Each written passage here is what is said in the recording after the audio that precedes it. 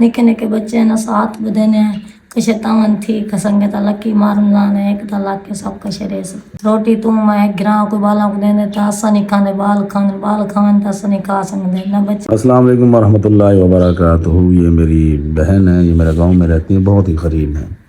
یہ ان کے بچے ہیں، تو اس کے ویسے 5 بچے ہیں اور یہ ہاتھ سے معذور ہیں۔ ان کے شوہر کی بھی ٹانگ ٹوٹی ہے، وہ بھی معذور ہیں، بہت غریب ہیں۔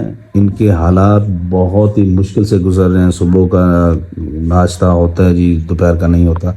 اچھا جی بتائیں کی میں تھوڑے حالات ہیں؟ سارے حالات خراب ہیں۔ گھر والا مزدور ہے، صاحب مزدور ہے، 5 بچے ہیں، نہ ان دے کپڑے نہ جوتیاں نہ کشے روٹی تو میں گراں کوئی بالا کو دینے تا اسا نہیں کھانے بال کھانے تا اسا نہیں کھا سکتے نہ بچے نے ورجن سکول دے نہ جوتیاں نہ کشے۔ اگے ابو لیندا ہے، ابو آپ دوجا مہینہ کھٹڑے تے پایا گردے دا مریض ہے، نہ اٹھی سکتے نہ بہ سکتے۔ گھر والا مزدور ہاں، کوئی مہربانی کر کے نکے نکے بچے نا ساتھ بدنے کشے تاون تھی کسنگے تا لکی مارن جانے ایک تا لکی سب کشے ریس۔ اس کے کہنے کا مقصد یہ ہے کہ اگر میں صبح کا ناشتہ کروں گی تو بچوں کے لیے نہیں ہوگا، اگر بچے کھاتے تو ہم بھوکے رہتے ہیں۔ یہ آپ کے سامنے حقیقت بات ہے۔ بچے پڑھ نہیں پا رہے، نہ یونیفارم ہے نہ اسکول کے بکس ہیں، کچھ بھی نہیں ہے۔ ان کا گھر بھی بہت ہی ٹوٹا ہوا ہے۔ ان کو میں نے صبح اپنے گھر بلایا تھا۔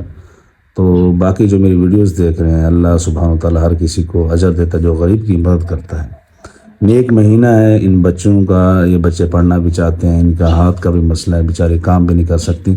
اور بڑی ایک اور بہت تکلیف دہ بات ہے، ان کے ابو کے گردوں کا مسئلہ ہوگا۔ کیا ہے آپ کے ابو کو؟ گردے ختم تھے گئے بالکل، نہ علاج دے پیسے سارے کو نہ کشے۔ امی پہلے فوت تھی گئی ساری۔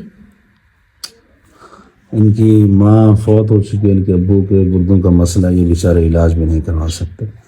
تو اللہ سبحانہ وتعالیٰ ہر کسی کو ہر مشکل سے آسان کرے۔ جو میری ویڈیوز دیکھ رہی ہیں بہنیں بھائی، خدا را جو اس بہن کے لیے کچھ کرنا چاہتے ہیں سو پلیز آپ ان کے لیے کچھ کریں، اللہ سبحانہ وتعالیٰ آپ لوگوں کو اس کا اجر دے گا۔ یہ حقدار ہیں، یقین کریں، یہ بہت ہی نیڈی پرسن ہے۔